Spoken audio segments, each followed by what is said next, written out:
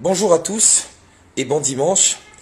C'est avec beaucoup de choc que je vais vous lire ce témoignage obtenu auprès d'un médecin dans l'affaire du chien qui a tué la petite fille jeudi à Njili. Après le drame, la famille est allée déposer le corps à l'hôpital Roi-Baudouin de Massina, à la morgue. Et un des médecins s'est entretenu avec la maman de la petite fille. Et voici ce que dit exactement ce médecin dans le témoignage. Je veux vous le lire. On nous a emmené le corps sans vie d'une fillette, nourrisson d'1 année et demie.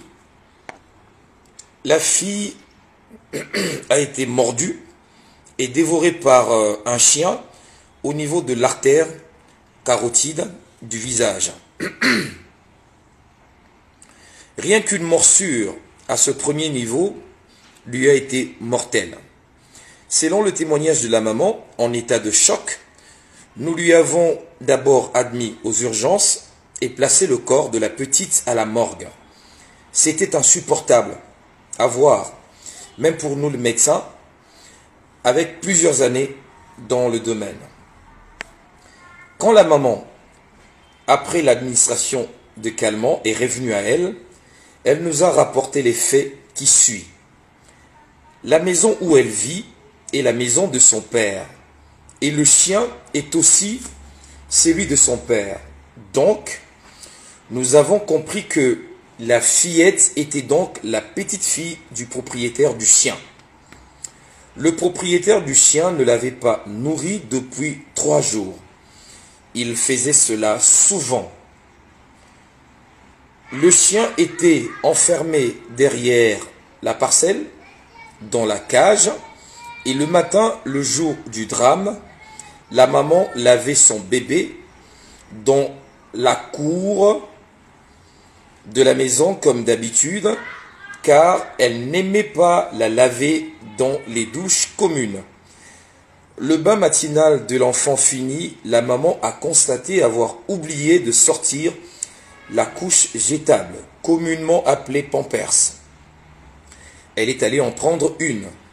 En l'espace de moins de 2 minutes, elle ressort dans la cour où elle lavait sa fillette dans une grosse bassine. Elle trouve alors le chien en train de tuer son enfant en la saisissant au cou. Elle a pu l'arracher de la gueule du chien et courait avec son corps qui ne bougeait presque pas vers l'hôpital.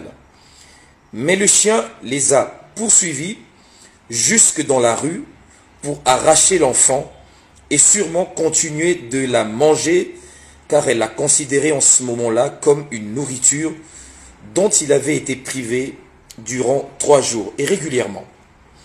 Et dans la rue par peur, elle a jeté l'enfant. Pour elle, tout s'est vite passé, de l'attaque du chien jusqu'à aujourd'hui. En ce qui concerne les enquêtes, le père de la maman, grand-père de la petite fille et propriétaire du chien est déjà aux arrêts. Il n'était pas présent au moment du drame.